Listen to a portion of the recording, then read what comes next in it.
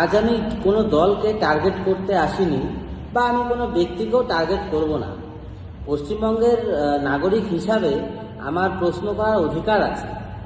গত কয়েক বছর ধরে অনেক পশ্চিমবঙ্গে ঘটনা এমন ঘটেছে যেটা শুধু খবরের কাগজেই নয়, মানুষের মনেও অনেক প্রশ্ন তুলে দেয়। সেরকম কিছু প্রশ্ন নিয়েই আজকে আসলাম।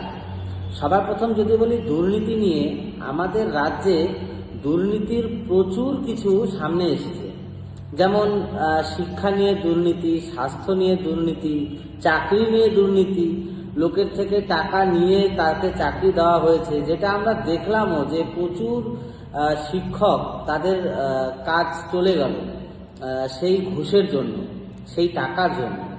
সেটা নিয়ে অনেক তদন্ত হলো, তদন্ত হওয়ার পরে সেই কেস কোর্টে চললো, শাস্তিও হলো, কিন্তু অ্যাকচুয়াল কার কার শাস্তি হলো বা কার কার শাস্তি পাওয়া উচিত ছিল সেটা বুঝতে পারলাম না। তো আমার এখানে একটা প্রশ্ন আছে যে যদি সরকার সব কিছু ঠিকই করে তাহলে পরে এত তদন্ত কেন হচ্ছে? যত দিন যাচ্ছে তত তদন্তের সংখ্যা বেড়েই যাচ্ছে প্রত্যেকটা জিনিসে। যদি সত্যিই ঠিক না থাকে, সত্যিই যদি অরাজকতা থাকে, তাহলে সেটার দায় কে নেবে? আচ্ছা, তারপরে যদি আমি কর্মসংস্থানের কথা বলি, বেকারত্বের কথা বলি, তাহলে সেটা তো পশ্চিমবঙ্গে প্রচুর আছে।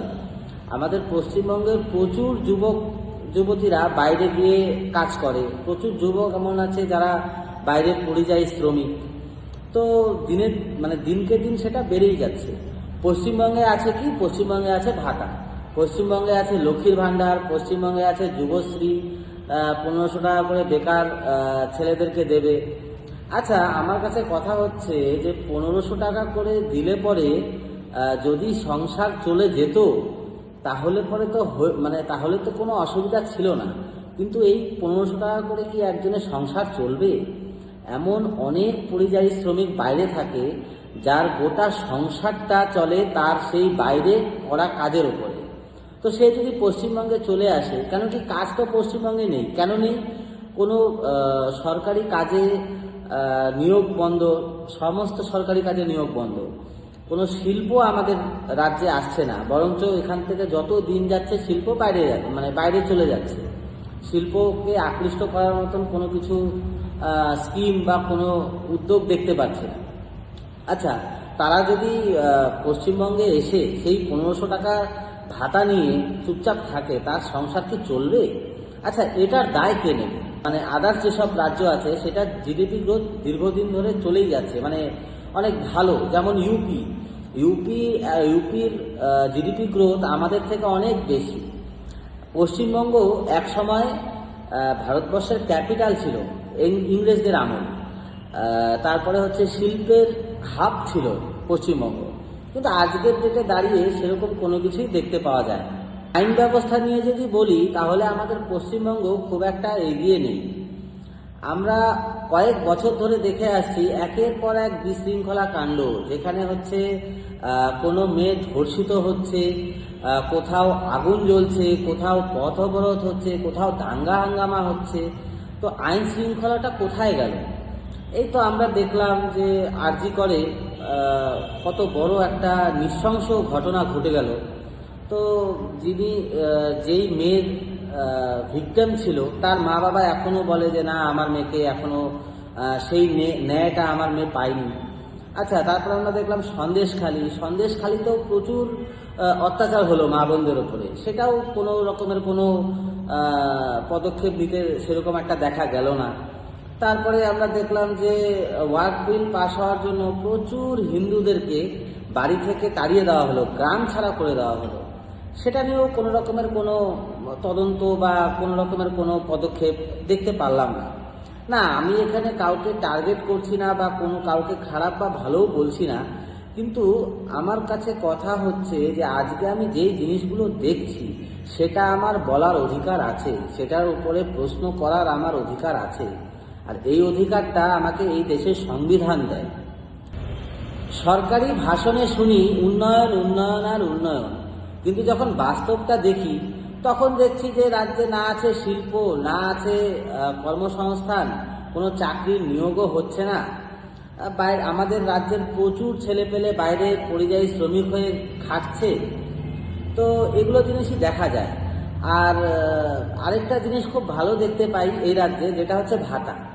ভাতা প্রচুর রকমের ভাতা আছে। আপনি যদি হিসাব করে দেখেন, গোটা ভারতবর্ষে মনে হয় সব থেকে বেশি ভাতা আমাদের রাজ্যেই দেওয়া হয়, সেটা বিভিন্ন ক্ষেত্রে। আচ্ছা, আমার তাতে কোনো অসুবিধা নেই, কিন্তু আমার কাছে কথা হচ্ছে আজকে ১,৫০০ টাকা আমি একজনকে দিচ্ছি, সেটা আমাকে আরবিআই থেকে লোন নিয়ে দিতে হচ্ছে। আপনারা জানেন আমাদের পশ্চিমবঙ্গ বর্তমানে আমাদের ভারতবর্ষের যতগুলো রাজ্য আছে সব থেকে বেশি ঋণে আমাদের পশ্চিমবঙ্গ। আমাদের জিডিপির একটা বড় অংশ আমাদেরকে এই লোনের কিস্তি পরিশোধ করতে দিতে হয়। দিনে দিনে এই লোন বেড়েই যাচ্ছে। তো আমার মনে হয় যে সরকারকে এমন একটা পদক্ষেপ নেওয়া দরকার যে যেখানে ভাতা নয়, কর্মসংস্থান কিভাবে হবে সেটার উপরে যাতে একটু জোর দেয়, যাতে আমাদের রাজ্যের যারা আমরা আছি তাদের কর্মসংস্থানের কোনো অসুবিধা না হয়, বা সেই যাতে দুবেলা দুমুঠো ঠিকঠাকভাবে খেতে পারে। এটা আমার মনে হয় রাজ্য সরকারকে আগে দেখা উচিত।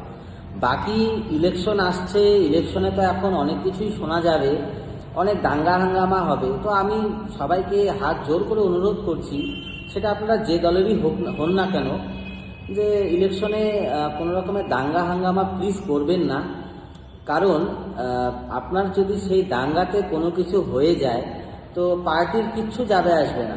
পার্টির কাছে আপনাকে রিপ্লেস করার প্রচুর মানুষ আছে, লক্ষ লক্ষ মানুষ আছে, কিন্তু আপনার পরিবারে হয়তো আপনি একা।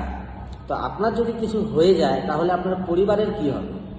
তো সেজন্য আমি আপনাদেরকে যারা যারা যদি এরকম কেউ ভেবে থাকেন যে না ভোট আসছে মানে দাঙ্গা হাঙ্গামা করব, সেটা যে পার্টিরই হতে পারে, যে কোনো পার্টিরই হতে পারে, যে দাঙ্গা হাঙ্গামা করব বা বিশৃঙ্খলার একটা সৃষ্টি করব, তো সেরকম প্লিজ করবেন না। এই ভিডিওটি কোনো দলকে টার্গেট করার জন্য বানাইনি। আমি এই ভিডিওটি একজন সাধারণ বাঙালির মনের কথা তুলে ধরার চেষ্টা করেছি। আপনারা যদি আমার সাথে একমত হন তাহলে কমেন্টে জানান, আর যদি একমত না হন তাহলেও কমেন্টে জানান যে কেন আপনারা একমত না। ভিডিওটি ভালো লেগে থাকলে শেয়ার করুন, চ্যানেলটিকে সাবস্ক্রাইব করুন। দেখা হবে পরবর্তী ভিডিওতে। নমস্কার।